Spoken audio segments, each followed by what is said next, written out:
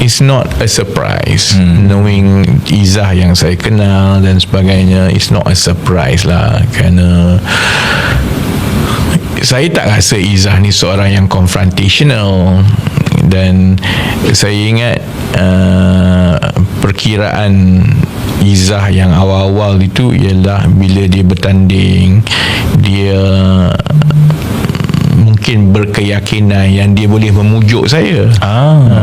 Kan, so untuk jadi timbalan presiden dilantik kan, orang masing-masing, bila kita dah lama dan bekerja di bawah lama, you kenal karakter masing-masing, dan karakter itu bukanlah seperti yang dilambung-lambung dalam social media ni kan. Kita semua ada kelemahan, dan ada orang ada kekuatan itu tetapi ada kelemahan ini kan. So because you know, you roughly can tell bagaimana mereka akan bertindak balas dan bagaimana reaksi setiap seorang itulah kan. Jadi saya rasa Izzah memang dah lama saya rasa nak letak jawatan ni. Ingat tak dulu beberapa bulan yang lepas kan ada berita mengatakan bahawa Izzah dah meletakkan jawatan kan? Kemudian keluar kenyataan dia menafikan. Daripada apa yang saya kita masih lagi banyak kaki kan? Semua tu selalunya sampai kat saya, walaupun saya tak campur tangan lah, orang beritahu saja kan. Daripada apa yang saya dimaklumkan bahawa memang dia telah meletakkan jawatan ini sebelum PRN Johor, way before, after PRN Sabah kan. Lama dah. Yelah after PRN Sabah lah, sebelum PRN Johor kan, dia memang telah meletakkan jawatan. Tapi masa tu Datuk Seri Anwar dekat Indonesia. So I think bila Datuk Seri Anwar balik tu, I think ialah dia ada mesyuarat keluarga lah kot. Mesyuarat keluarga rapat, family meeting kan. So benda tu ditangguhkan. Tapi kali ini ni memang jelas lah, sebab bila Fahmi Fadzil keluarkan kenyataan, tapi kenyataan Fahmi itu pun jelas yang Izzah nak letak jawatan tetapi tidak diterima, which is funny lah. Because kalau orang tu dah nak letak jawatan, dia tarik handbrake dan dia tak nak buat, dia tak nak buat lah kan. So kecuali Akmal Saleh lah, dia tak boleh bagi dia buat juga. Apa dia, Akmal Saleh nak resign, tak boleh diteruskan tugas. Yang itu acah-acah dia lain. Tapi orang yang betul-betul nak letak jawatan, kalau dia letak, contohnya kita kerja kan, kita pun hantar surat resign kan, company kata saya tak terima, esok kau tak masuk pejabat pun. so tak jalan pun, because you know I've decided. So I think itulah keadaan Izzah kan. Jadi sebab itu bila Fahmi Fadzil keluarkan kenyataan kata tidak diterima dan diberikan cuti, Izzah keluarkan kenyataan selepas itu, memang diberitahu dia letak jawatan lah kan. Jadi yang itu saya ingat, saya tak nak ulas panjang lah pasal Izzah dan sebagainya. I think it's not a surprise. Knowing Izzah yang saya kenal dan sebagainya, it's not a surprise lah, kerana saya tak rasa Izzah ni seorang yang confrontational. Dan saya ingat perkiraan Izzah yang awal-awal itu ialah bila dia bertanding, dia mungkin berkeyakinan yang dia boleh memujuk saya. Kan. So untuk jadi timbalan presiden dilantik kan. So I think the moment benda itu tak berlaku, dan one after another kan, dan saya juga rasa yang maksudnya bila kami dah memulakan bersama, itu memang menutup pintu 100% kan. So that I think that's quite obvious lah. Apa-apa perancangan awal dulu tu di pihak mereka tak berlaku kan. Cuma yang lebih penting ialah soal ni perkuatkan PH, kembalilah kepada PKR. Saya banyaklah dapat masa lagi orang tag kan. Yalah, aku polite lah kan. Cuma kadang-kadang aku menjawab, selamba panggil orang mengajuk semua ni kan, kerana ini naratif yang dimainkan oleh PKR lah kononnya. Aku mengajuk ke apa semua kan. Mungkin ini satu hikmah dia, kerana dia bagi peluang kepada kita di bersama lah kan, dan peluang kepada rakyat Malaysia untuk refresh balik selepas tahun-tahun awal PKR tu, terutamanya selepas kemenangan 2018 lah kan. Saya ingat banyak yang duk menyokong PKR PH duk laung reformasi ni, dia tak faham pun apa itu reformasi sebenarnya, idealismenya macam mana semua kan. Cuma masyarakat telah terbelah antara yang sokong PH, antara yang sokong BN, antara yang sokong PN. Jadi dia lebih kepada sentimen untuk mempertahankan parti atau kerajaan yang dia sokong semata-mata. Dia tak kira belakang kira apa, rosak ke tak apa. Dia jadi macam candu, macam aku sebut kan, candu kepada orang Melayu. Candunya ialah perlulah bersatu supaya kita tendang Cina keluar. Kepada orang bukan Melayu dan juga kepada Melayu-Melayu bandar, kebimbangannya ialah kita bersatulah walau macam mana teruk pun PKR ni, PH, untuk kita jangan bagi PAS dan UMNO kembali. Benda ni tak sihat sebenarnya kan. Jadi saya rasa ini peluang kepada bersama untuk mendidik diri kami sendiri, dan supaya perkara itu dapat ditonton dan dihakimi oleh pengundi-pengundi, apa makna itu prinsip berpolitik. Maksud saya apa makna politik yang berprinsip. Kemudian kalau kita nak menyelesaikan masalah, apa idea-idea baru yang perlu dipertimbangkan yang sesuai dengan generasi sekarang dan keadaan sekarang, supaya politik itu beralih daripada sentimen semata-mata. Sebab sekarang ni sentimen. Bila PH tuduh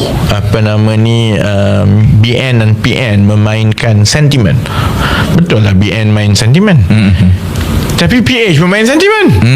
Sentimen dia ada dua. Kalau yang bukan Melayu tu jangan bagi PAS, jangan bagi UMNO, kan, Green Wave kan, Fahmi pun kata Green jangan Wave bagi tak nak, jangan bagi PAS, jangan bagi BN kan. Kalau yang PKR ni sentimen dia PMX the best, PMX the best. Sedihlah aku esok PMX tak jadi PM. Tak menariknya. Okay, so itu bermain sentimen kan. Sedangkan kita ada isu-isu yang perlu terus diperhalusi bersama-sama dengan masyarakat. Soal gaji, soal kos sara hidup, soal struktur, soal tadi bagaimana untuk mendapatkan lebih banyak kelas menengah Melayu untuk ada higher risk appetite, supaya mereka mencipta nilai.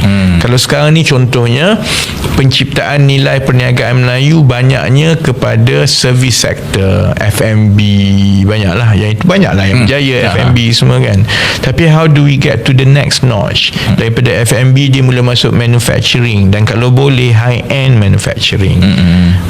So itu adalah soalan-soalan dan juga isu-isu yang sebenarnya sangat relevan kepada masyarakat, tapi orang tak nak bincang benda tu kan. Soal pendidikan kan, tambah sekarang ni nampak macam ada trend baru di Skandinavia. Skandinavia sekarang ni saya nampak trend dia ialah dia mula nak phase out balik gadget daripada pendidikan. Dulu kan semua digital, semua budak-budak dia umur 6 tahun dah belajar coding semua.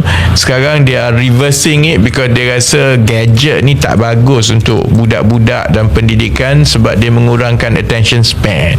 Budak-budak duk sibuk main benda lain, jadi they are phasing it now. So all these sebenarnya perkara-perkara yang sepatutnya jadi tumpuan masyarakat kan. Jadi dia bukan soal sentimen semua kan. Jadi kita nak kena kupas, ini soal perkuatkan PH, kembalilah kepada PKR ni. On what basis kita rasa PH dan PKR boleh mengangkat idealisme itu? Kan? So contoh yang paling baik bagi saya, yang saya harap orang mula nampak dan faham lah kenapa orang macam saya takkan kembali kepada PKR atau PH. Kepada yang duk merayu semua tu, aku dah termakan sekali tahun 2022. Masa itu saya kembali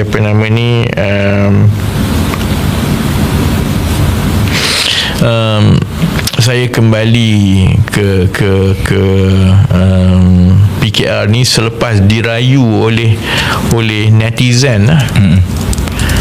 Dan kalau saya nak mengungkit lah kan, netizen ni sebahagian lah, bukan semua lah, sebahagian daripada netizen yang duk merayu semua lah, bila aku balik aku kena tendang, aku kena hina semua, dia orang pun join sekali hina lah.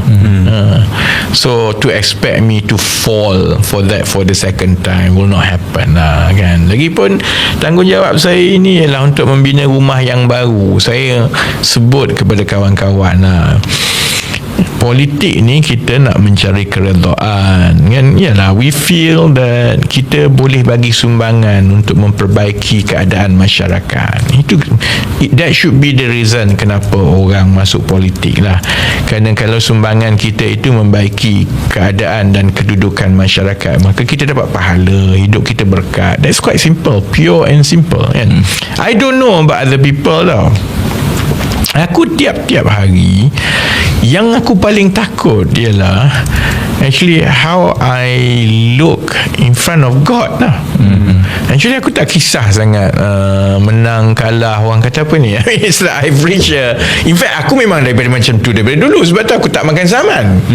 Orang cakap apa pun aku, but I do fear, I'm afraid. Contohnya, alamak, and it's more, dia bermula dengan soal ibadah lah, yang semayang ni terlambat sikit ke, ataupun tak lengkap ke, rushing ke, ataupun tak cukup ibadah. That one bugs me every day contohnya kan. That's what paling menakutkan aku kan.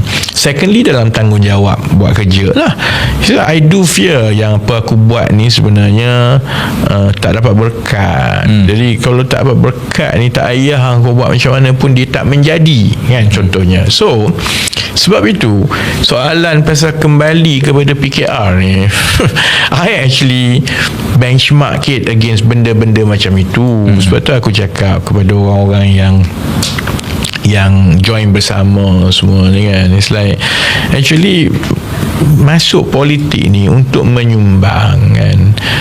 The final arbiter, the final judge sebenarnya memanglah kita masuk pilihan raya menang pengundi yang nampak menentukan but the final arbiter sebenarnya Allah ke atas kan.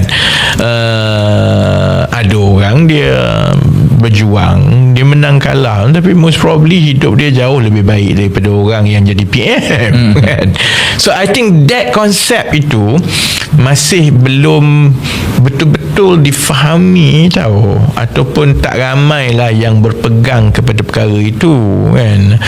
Dia macam orang kita ni, macam soal tabung haji semua lah. Kalau tukar satu jalan dekat Seremban jadi jalan Chen Manhin, kecohnya macam dah jatuh akidah. Tapi kita tabung haji berpuluh-puluh bilion semua ni tak ada kesan. Dia sama juga dalam politik. Dia sibuk pasal kita mesti menang, saya gini.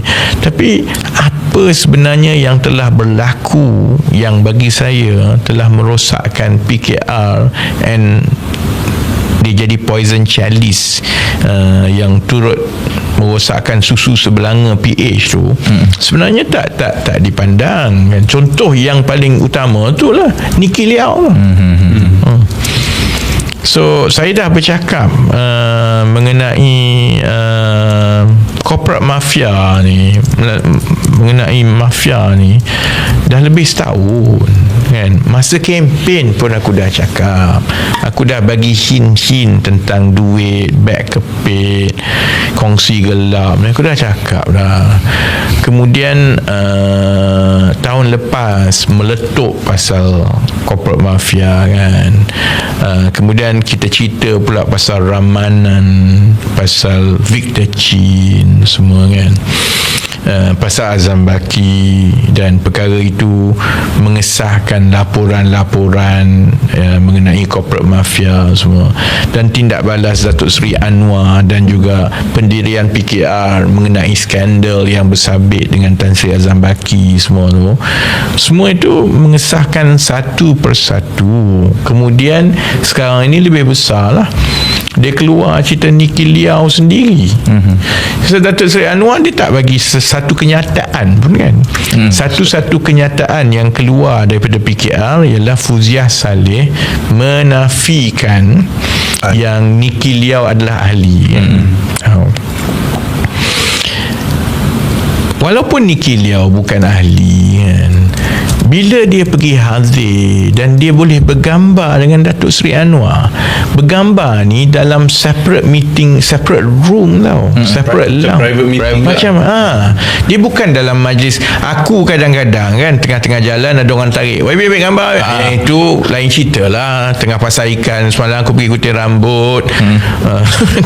Contohnya kan, aku pergi gunting rambut dekat Sungai patut Bersih. nampak pendek sikit. Lawak. So aku duduk lah sebab mamat dekat gunting rambut tu entah tak ada, aku ketuk pintu. So aku pun tunggulah dekat luar tu kan. Tempat gunting rambut tu ada kedai India kecil ni sebelah pasar kan. Jadi ada orang pasar terperasan. Dia lari-lari dengan buk kuning dia semua, dia datang ambil gambar semua macam tu kan. Jadi dengan bau ikannya semua kan, dengan apron ikan dia kan. Kalau ambil gambar macam tu lain cerita lah kan. Ini maksudnya pergi ke lounge ni, sama ada private meeting room ataupun a lounge sebelum masuk ke event. Lounge ini dikhaskan untuk orang-orang yang istimewa, yang ada akses kepada Perdana Menteri kan. Jadi you and I know lah, memang perkara ini soal infiltration yang orang ragu-ragu, nampak macam ada pengaruh kongsi gelap yang bersabit dengan PKR ni daripada dulu kita dah cakap. Jadi kepada orang yang kata perkuatkan PH kembali kepada PKR, I mean, what do you want me to do? Takkan aku nak balik endorse semua ni? I can't. Dan satu parti bila dia terlibat dengan politik wang tu dah satu hal. Kalau politik wang itu dikaitkan dengan kongsi gelap, ya Allah, susah kan. Jadi sebab itu saya harap orang ramai, terutamanya yang banyak kutuk saya, yang tuduh saya macam-macam, yang duk ulang apa PKR. Saya tahu yang apa PKR sebut tu banyaknya datang daripada mulut Datuk Seri Anwar sendiri pun. Kemudian dia diulang-ulang oleh Ceplos semua ni lah, naratif mengajuk semua ni kan. Now you tell me, what do you want? Kita tak boleh semata-mata untuk parti kita menang sampai kita menutup mata kita kepada perkara-perkara macam ini. And I said the same thing, guilty by association, kepada DAP dan PH, Kenderaan Amanah. Dan sebahagian daripada Ceplos yang duk menunggang, yang pergi buat laporan SPRM, yang duk maki hamun semua tu, itu orang amanah. Yang teruk sangat tu, yang duk serang banyaknya pun orang DAP. Sebab PH sekarang ini dia dah sampai ke peringkat is that we must win at all costs.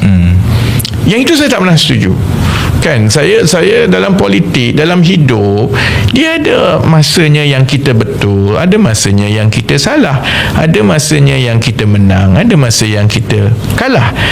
Dan kalau parti politik, sebab itu ada kerajaan dan pembangkang. Masa you jadi kerajaan, you buat elok-elok. Dan kalau dah sampai satu masa yang rakyat, for whatever reason, whether or not you rasa dia keputusan rakyat itu bodoh ke tepat ke, I mean, itulah namanya demokrasi. Dia dah sampai ke satu peringkat, kalau contohnya rakyat dah buat keputusan untuk menukar dan itu hak mereka, maka kita kena memainkan peranan sebagai pembangkang.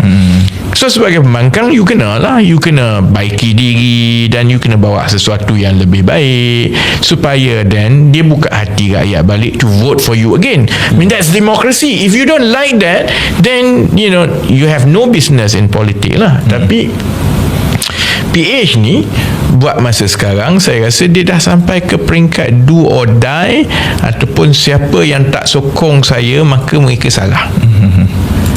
Dan apa salah? Apa bezanya dengan PAS-nya? PAS apa tak sokong saya maka mereka tak Islam, tak cukup Islam. UMNO, siapa yang tak sokong saya mereka tak cukup Melayu. Saya tak setuju dengan any of it. Kan, kalau kita percaya kepada demokrasi, kalau kita percaya kepada apa yang Anwar Ibrahim selalu ulang, kuasa rakyat semua kan, and I always believe, I trust the wisdom of the masses. Sebab kita ni, terutamanya yang jadi orang politik ni, kita ni minoriti dalam masyarakat. Kita tidak mewakili masyarakat sebenarnya. I mean, kita rasa hidup kita susah kan. Ramai lagi orang hidup susah tau. At least we have a car to drive, we have an office to go kan. So we are not representative of the masses, kerana sebahagian besar daripada rakyat itu dia melalui pengalaman yang berbeza daripada kita. Jadi you have to trust the wisdom of the masses. Kalau walaupun you rasa perkara yang kita bawa itu akan membawa kebaikan kepada masyarakat, tapi kalau dia tak nak terima lagi, maksudnya kita kena bekerja keras lah, double down lagi sampailah ke peringkat mereka terima. That has always been my attitude daripada zaman Najib dulu. Sebab itu jadi macam mana orang datang depan aku 10 orang ke 20 orang, aku ceramah, aku tetap ceramah. Kerana kita perlu menyampaikan, lama-lama rakyat nampak lah.